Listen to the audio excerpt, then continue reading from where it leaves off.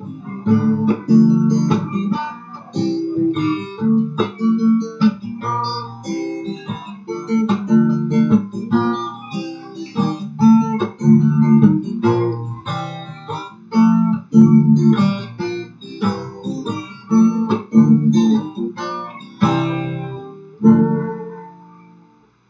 pessoal, hoje nós vamos falar sobre acústica.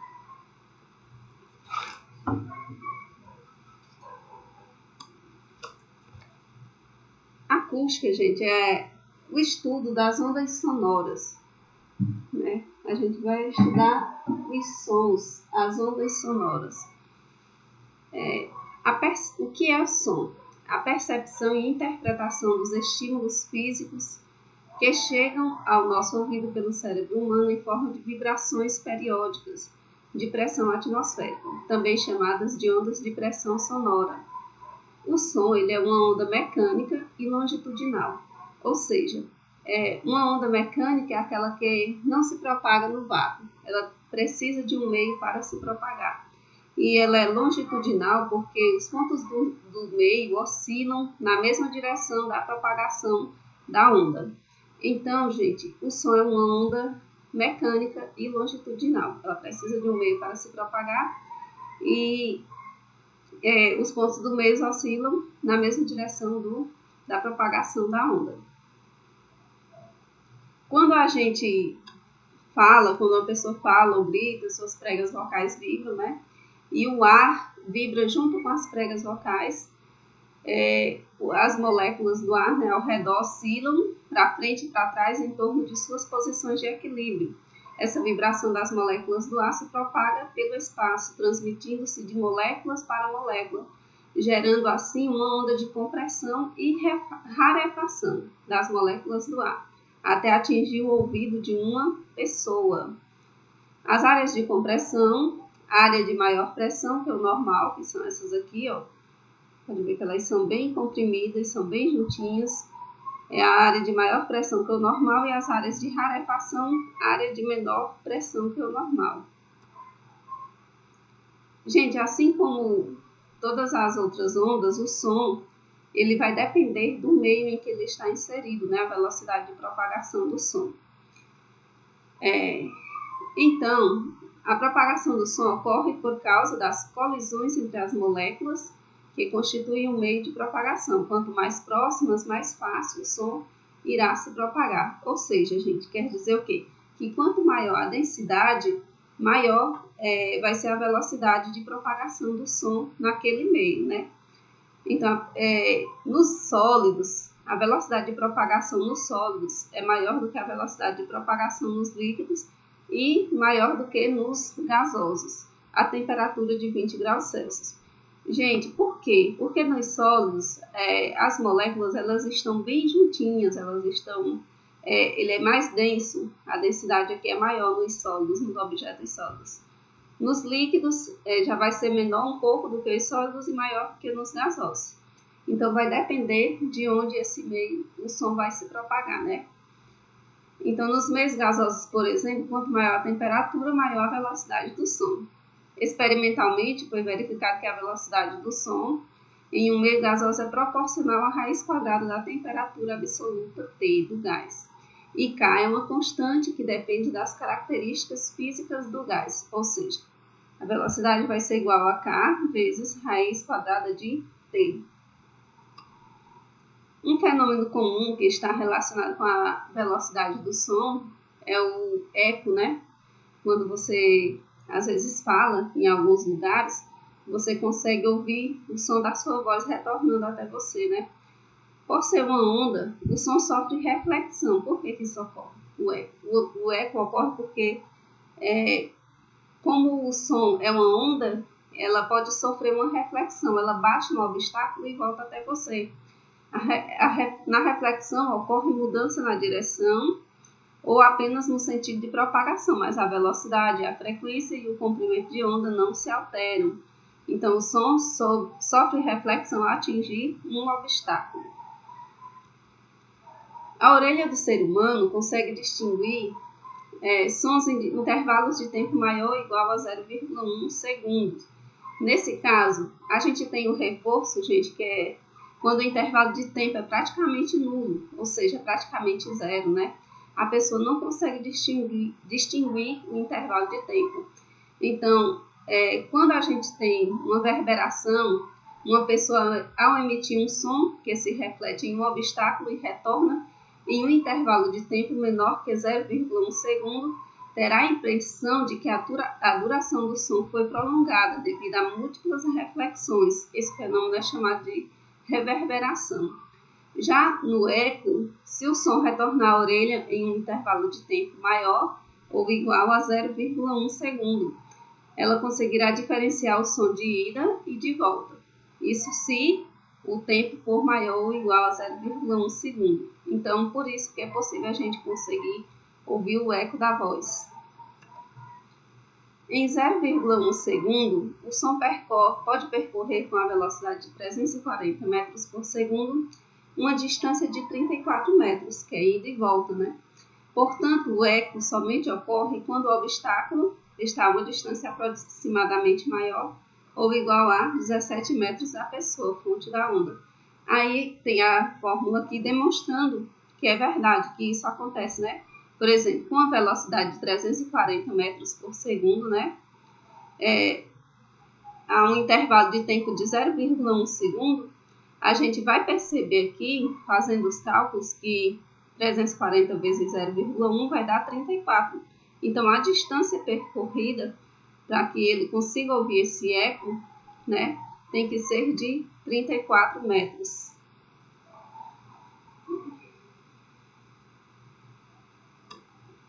E a gente vai falar agora sobre a frequência do som. A frequência de uma onda sonora é determinada pela frequência de vibração da fonte que gera essa onda e é emitida em hertz no sistema internacional. Gente, a frequência, quantas vezes ela vai ficar vibrando? Isso que define a frequência, né, daquela onda. Por exemplo, se a corda de um violão vibra com uma frequência de 440 Hz, ele faz as moléculas do ar ao seu redor vibrarem com 440 vezes por segundo. Hertz quer dizer por segundo, gente. Aqui, ó, 440 Hz quer dizer que ele tem que vibrar. A frequência vai ser de 440 vezes por segundo, gerando uma onda sonora de 440 Hz. E a frequência está relacionada com a altura. Quando a gente fala de altura do som, está relacionada à frequência. Gente, a altura é diferentemente do que a gente vê no dia a dia, que a gente pensa que a altura é o volume, né? Quando se aumenta o volume do som, né? Aí pensa que está aumentando a altura do som e não é. A frequência está relacionada com a altura, tá certo? Só que a altura, nesse caso, não é volume. A frequência, a gente pode ter som baixo e o som alto. Só que o som baixo e o som alto não é de volume, tá certo? É de frequência baixa e frequência alta. Mas o que é uma frequência, gente? A frequência é quando você tem um som mais grave ou um som mais agudo. Se eu tenho altas frequências, eu tenho um som mais agudo. Se eu tenho baixas frequências, eu tenho um som mais grave. Então, frequência está relacionada a isso, ao grave e ao agudo. Então, o ouvido humano consegue perceber, consegue ouvir frequências que estejam entre 20 Hz a 20 kHz. KHz, né? Então, por que, gente?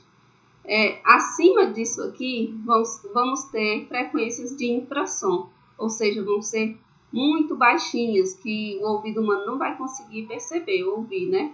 E abaixo disso aqui é infrassom. E acima disso vai ser o quê? Ultrassom, acima de 20 mil Hz, né?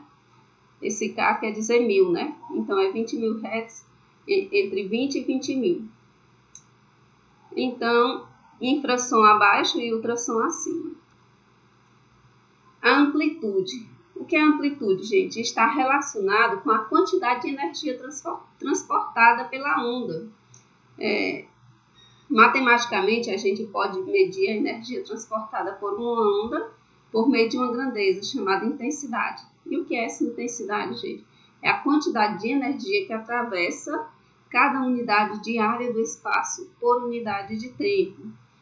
Vamos já mostrar. Gente, a amplitude, nesse caso aqui, seria o que a gente chama de volume, né? Por exemplo, se eu estou falando aqui nesse tom normal, eu estou com a amplitude mais baixinha, né? Se eu aumento o tom da voz, minha amplitude aumentou, tá certo? Então, a amplitude da minha voz aumentou quando eu falo mais alto, né? Entre aspas. Que seria o volume.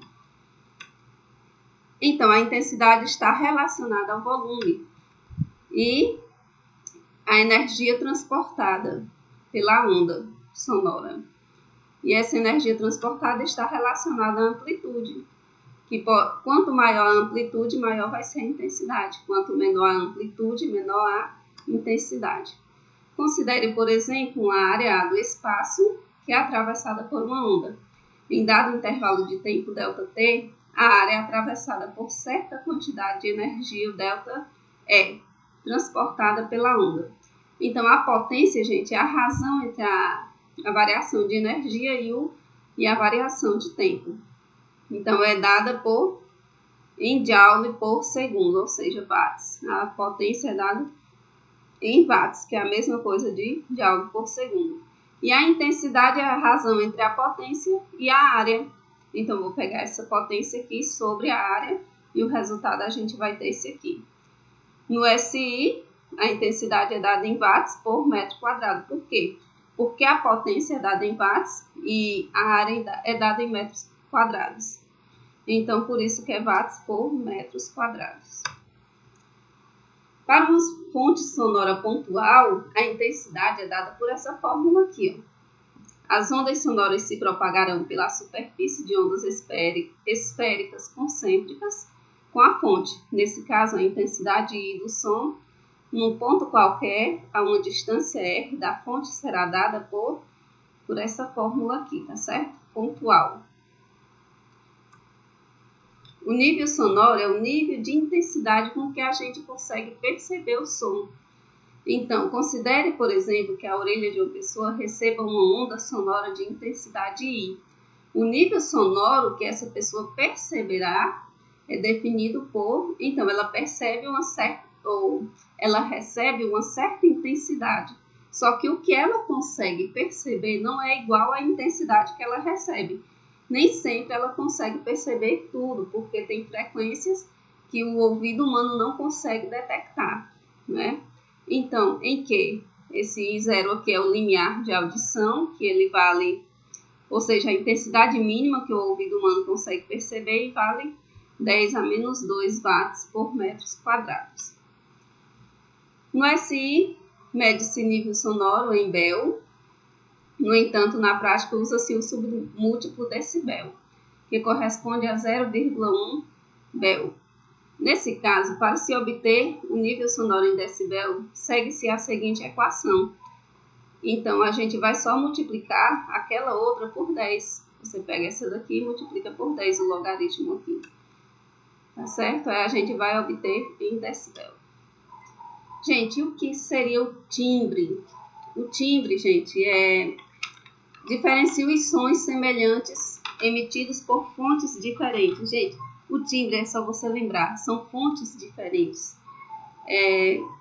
São sons semelhantes, só que emitidos por fontes diferentes. Está relacionado com a forma da onda. Então, vamos ver mais na frente um pouquinho, quando eu for falar sobre o violão, vocês vão entender mais sobre o timbre, vai ficar mais claro, tá bom? Então, quando duas ondas, o que são ondas estacionárias? Quando a gente tem duas ondas de mesmo comprimento de onda e mesma amplitude, propagando-se em um mesmo meio. Então, essas ondas vão se superpor, né? Uma vai ficar em cima da outra. Quando isso acontece, a gente tem ondas estacionárias, no qual aparecem regiões que praticamente não oscilam, que é mais ou menos aqui, ó, no nó, e regiões que oscilam com grande amplitude, a amplitude aqui bem grande, ó, certo? Então, a gente tem, ó, isso aqui é o ventre, essa partezinha baixa é o nó. A distância entre o ventre e aqui, entre um ventre e outro, a gente tem que a distância entre um ventre e outro vai ser de meio lambda. Ó, dois ventres consecutivos oscilam em oposição de fase, só que em oposição, tá bom? Não é esses ventres que os dois são crista. Tem que ser um ventre e um vale aqui no caso. Aqui tem uma oposição de fase, um está para cima e o outro está para baixo. Então, dois ventres consecutivos, eles oscilam em oposição de fase. A distância entre os dois ventres ou entre dois nós consecutivos corresponde à metade do comprimento de onda. Gente, eu posso pegar dois ventres consecutivos aqui, que eu vou ter a metade do comprimento de onda. Lembrando que um comprimento de onda eu vou ter quando eu tenho a distância de uma crista a outra, tá bom? Então, até aqui é só a metade, não é mesmo? Ou então eu posso medir de um vale até o outro também, é um comprimento de onda. Só que a medida de um nó até o outro é só meio lambda, não, porque ainda tem essa outra parte, tem essa aqui, não entrou. Então, por isso que é só meio lambda. As cordas sonoras, vamos dar um exemplo aqui sobre as ondas estacionárias, né? Ao tocar a corda de um violão, são geradas ondas transversais que se propagam na corda. Ao atingirem as extremidades da corda em que estão, as ondas sofrem reflexões e passam a se superpor, né? As ondas, elas se propagam, depois elas voltam, passando umas por cima das outras. É o que acontece na onda estacionária, né? Umas com as outras estabelecendo-se rapidamente uma onda estacionária. Aqui tem até umas cordinhas do violão aqui mostrando, né? Agora eu vou explicar sobre a física do violão e física, né? O violão, gente, ele é um instrumento de 6 cordas, como vocês viram aqui, né? Vou mostrar aqui. Deixa eu tirar aqui para eu poder ver aqui a câmera, para eu ver se está aparecendo o que eu quero mostrar. Então, o violão ele tem 6 cordas. Essas 6 cordas do violão, cada corda ela tem um nome. A gente conta as cordas do violão de baixo para cima. A primeira, segunda, terceira, quarta, quinta, sexta. A primeira é Mi. Mi, Si, Sol, Ré, Lá, Mi. Então, gente, vocês perceberam que ele tem as cordas têm frequências diferentes. A gente começa pela mais fina, um som mais agudo, né? E vai aumentando, o som vai ficando cada vez mais grave até o último, né? Então, ele tem essa caixa aqui do violão de madeira, que a gente chama de caixa de ressonância. Quanto melhor a madeira, melhor o som do violão, né? Por isso que tem violões que são muito caros, é por conta da madeira, que o som vai ficar mais bonito, né? Então, essa caixa de ressonância tem um buraco. Esse buraco serve para quê? Essa caixa de ressonância? Para aumentar a amplitude da nota. Você tem se você fosse tocar uma corda dessas, se não tivesse essa caixa de ressonância, esse som da nota ia ser bem mais baixo. Por quê? Porque essa caixa de ressonância aqui é o que faz aumentar a amplitude da nota, ou seja, o volume, né? A corda, o que acontece? Como que funciona o som do violão? A corda ela vibra e ao redor dela começa a vibrar também as moléculas de ar que estão ao redor, até chegar aos nossos ouvidos, de onde é transmitido para o nosso cérebro e a gente identifica como som. Então, a nota aguda, ela tem alta frequência. Deixa eu ver bem aqui. Timbre está relacionado ao tipo de instrumento. É o som específico de cada um ou cada pessoa. Por exemplo, eu tenho timbres diferentes quando eu tenho um violão violão e uma bateria, por exemplo, eu posso tocar a mesma nota, mas eles têm timbres diferentes, porque são instrumentos diferentes. A caixa de ressonância, como eu já falei, ela aumenta a amplitude da nota produzida pelas cordas, a intensidade, a energia, né, da onda. A nota musical, gente, é definida pela frequência de vibração das cordas, do tom, da altura, né? Então, uma nota musical, por exemplo, deixa eu voltar aqui na câmera. A nota musical, aqui é uma nota, aqui é outra, aqui é outra. Cada corda ela é uma nota musical, né? E o acorde é quando eu combino essas cordas para eu fazer uma nota. Por exemplo, eu tenho uma nota aqui, a nota Mi, Mi, e aqui também eu tenho a nota Mi, o acorde. Deixa eu mostrar aqui para vocês. Deixa eu ver se aparece aqui. Isso aqui, o Mi, esse aqui é o Mi, certo? É o acorde Mi e a primeira corda aqui é o Mi. A primeira corda solta é o Mi. Então, essa corda aqui, grave, ela tem baixa frequência, tá certo? O grave, baixa frequência. A nota que é mais fina, mais aguda, ela tem alta frequência. Gente, aquela tabela lá sobre o quanto o ouvido humano consegue ouvir, né? É de 20 Hz a 20 mil Hz. Ali é só para o ouvido humano, tá certo? Os animais, cada tipo de animal tem uma frequência diferente de ouvir. Os cachorros, por exemplo, eles conseguem ouvir frequências bem mais altas que o ser humano. Tem até aquele apito que os adestradores usam, que eles assopram. A gente não consegue ouvir, mas o cachorro consegue ouvir e faz o comando, se ele for adestrado, né? Então, gente, a corda do violão, ela produz uma onda estacionária, tá certo? Vou continuar aqui no...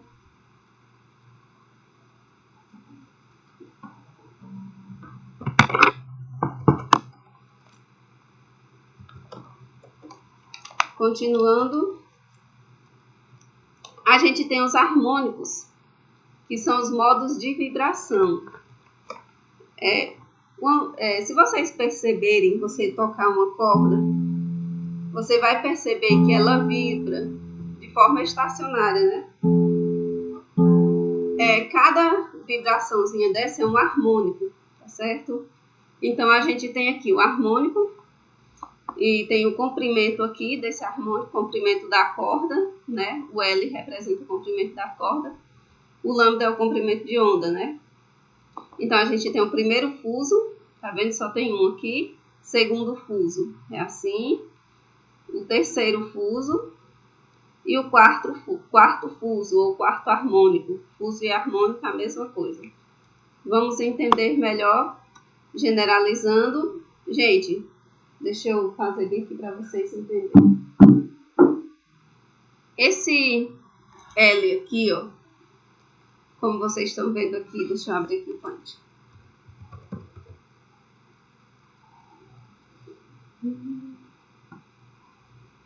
O L, no primeiro fuso, ele representa o quê? Meio lambda, não é?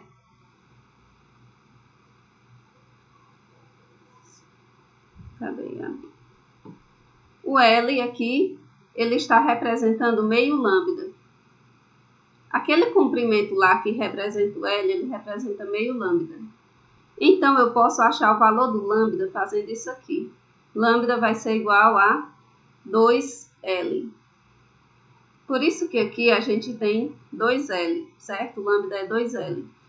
Quando eu tenho o segundo fuso, eu tenho o quê? Eu tenho aqui, eu não tenho mais meio, eu tenho um lambda inteiro, não é? A distância de uma crista até outro não é um lambda, certo? Então, aqui a gente tem um lambda inteiro. E nesse outro a gente tem um lambda inteiro mais uma parte aqui, não é? Mais meio. Então, vai dar 2/3. E nesse outro vai dar 1/2 de lambda. Então, gente, resolvendo isso aqui, a gente vai obter, deixa eu mostrar aqui, que generalizando, a gente vai perceber que o L vai ser o quê? O número de harmônicos vezes lambda dividido por 2. Logo, esse lambda, a gente pode, isolando ele aqui, ó, aí a gente vai obter o quê? Que lambda é igual a 2L dividido por N. Multiplico aqui e depois passo N dividindo. A gente tem os harmônicos na corda, né? Como eu já falei para vocês. Olha aqui mostrando o que eu estava explicando, ó. O primeiro harmônico. O lambda, gente, é esse comprimento todinho aqui, ó. Tem que ter isso aqui tudo, certo? Então, se eu tenho esse comprimento todo e eu só tenho metade dele, então vai ser meio lambda. E esse outro é o segundo harmônico, como eu já falei, a gente tem um lambda inteiro, terceiro harmônico, e assim vai. A gente tem também a frequência aí, né? Cada barriguinha é um modo de vibração aqui, ó. Cada barriguinha aqui.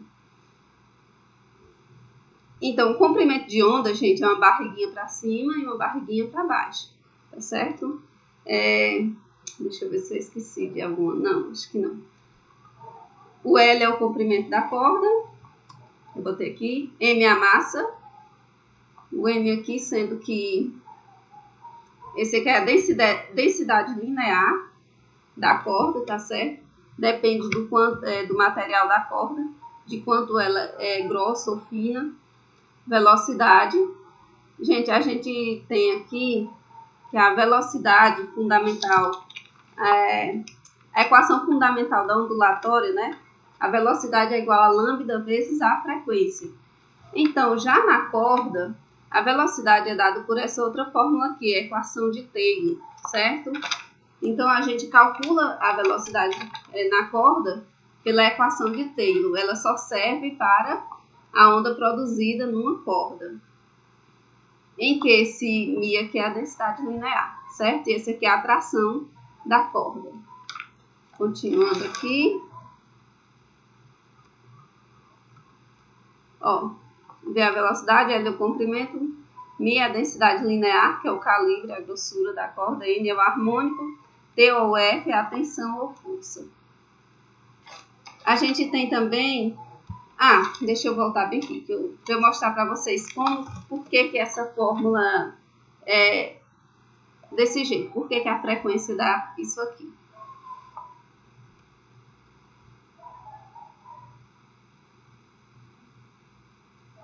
Deixa eu mostrar aqui.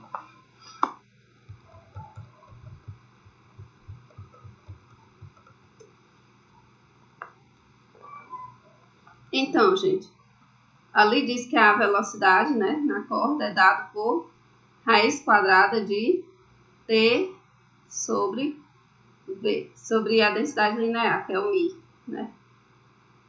E a gente tem que a equação fundamental da onda ondulatória é V igual a lambda vezes a frequência. Então, a gente pode igualar essas duas velocidades. Vai ficar lambda vezes F é igual a raiz quadrada de T sobre μ.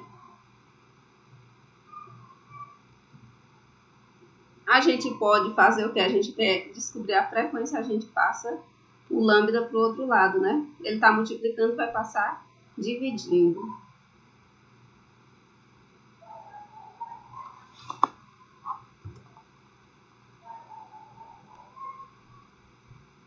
T sobre μ.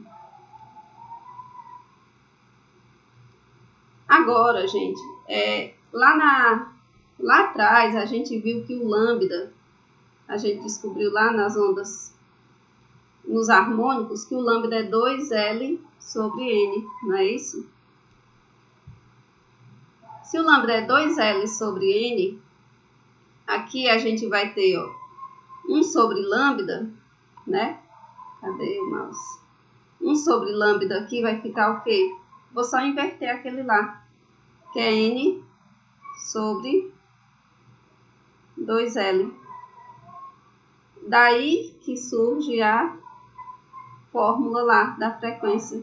Então, para eu descobrir a frequência, eu tenho que usar essa fórmula aqui. Isso aqui, essa frequência, ela vai depender de quê? Vou mostrar lá de novo. A frequência aqui, gente, ela depende ela depende da densidade linear, né? Depende da atração. Deixa eu colocar onde estava lá, eu acho melhor que tá mais bem explicadinho aqui.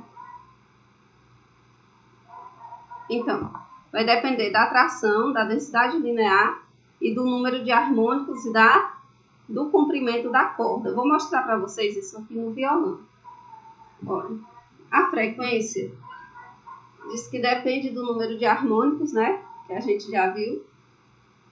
E ela é inversamente proporcional ao comprimento da corda. Por exemplo, deixa eu botar aqui na câmera para eu poder conseguir ver como é. Gente, o comprimento da corda é inversamente proporcional à frequência, né? O que diz aí na fórmula. Então, se eu pego a corda sem colocar o dedo em nenhuma parte, olha, eu não estou com o dedo preso em nenhuma parte, certo? Eu vou tocar aqui a primeira corda, certo?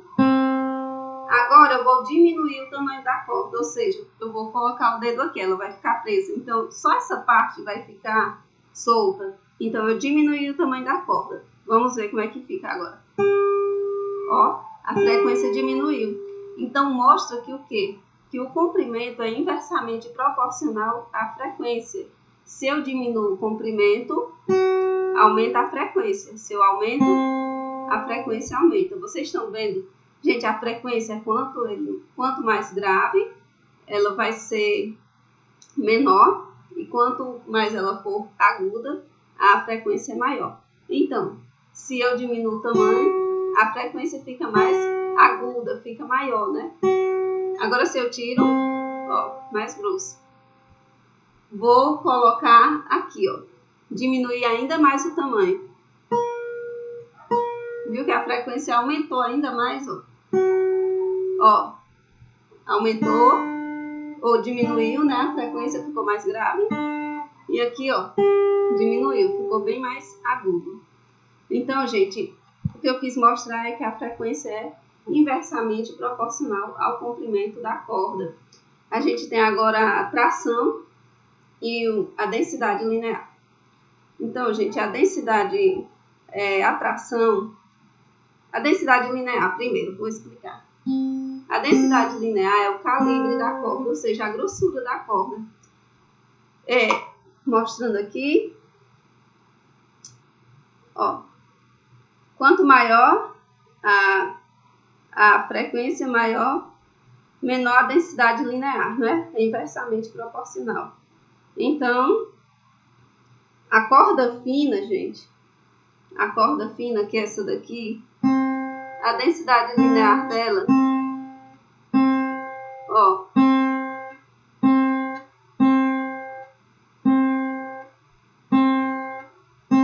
quanto maior a densidade, menor a frequência. Então, menor densidade, ou seja, a corda mais fina, maior a frequência. Maior densidade, corda mais grossa, menor a frequência. São inversamente proporcionais. Então, se eu tenho uma corda mais fina, vou pegar a segunda agora. Eu tenho uma frequência mais alta, né? Se eu pego uma corda mais grossa, eu tenho uma frequência baixa.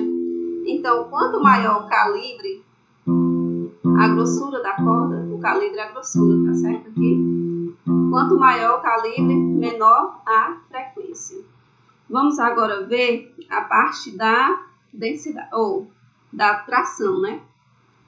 Quanto maior a tensão, nesse caso aqui a gente tem que mexer nas tarraxas aqui para mostrar para vocês. A tensão é quanto mais eu vou apertar essas tarraxas. maior tensão, eu vou apertar mais a tarraxa.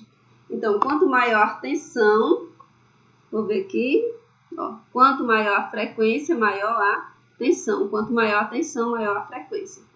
Então, vou deixar aqui, ó, eu folguei, vocês estão vendo que quando eu diminuo a tensão, a frequência diminui, vou aumentar aqui, ó. Deixa eu mostrar aqui no vídeo, na câmera para vocês.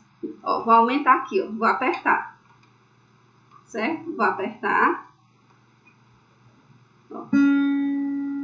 Viu como ficou mais agudo? Quanto maior a tensão, maior a frequência. Vou afrouxar um pouco. Ó. Viu que ele ficou bem mais folgado, o som bem mais grave. Então, gente, quanto mais eu apertar, quanto maior a tensão na corda, maior a frequência. Quanto mais eu afrouxar, menor também vai ser a frequência. Elas são diretamente proporcionais. Deixa eu ver se eu... Agora a gente vai falar sobre a outra parte aqui, que é bem parecido. Os harmônicos no tubo sonoro são bem parecidos com os harmônicos na corda. Tubos sonoros são aqueles que emitem sons ao serem soprados com ar, como flautas, clarinetas, saxofones, apitos, etc. No interior do tubo forma-se uma onda estacionária, de modo que na extremidade aberta do tubo forma-se um ventre, na extremidade fechada um nó. A gente tem aqui um tubo aberto e um tubo fechado. Ó. Os dois lados são abertos no tubo aberto, no tubo fechado tem esse lado aberto e o outro fechado. Então, no tubo aberto, ó, diz o que? Forma-se um ventre, ó, na parte aberta forma-se um ventre. Ó. Olha, um ventre aqui, ó, certo?